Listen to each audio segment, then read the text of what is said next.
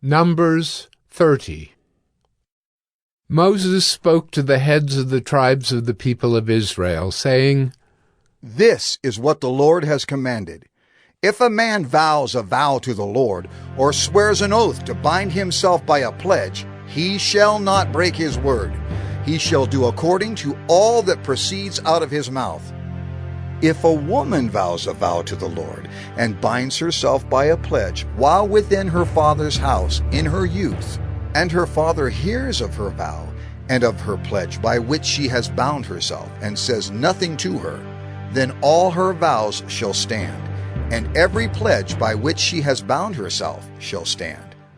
But if her father opposes her on the day that he hears of it, no vow of hers, no pledge by which she has bound herself shall stand, and the Lord will forgive her, because her father opposed her.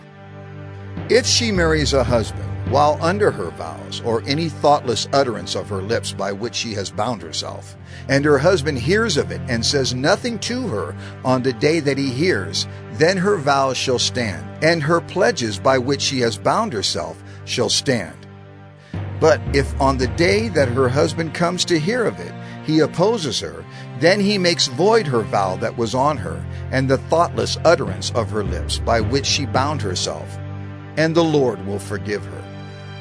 But any vow of a widow or of a divorced woman, anything by which she has bound herself shall stand against her.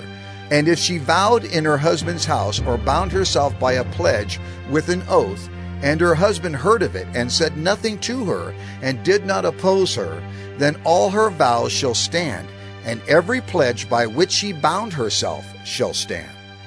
But if her husband makes them null and void on the day that he hears them, then whatever proceeds out of her lips concerning her vows or concerning her pledge of herself shall not stand.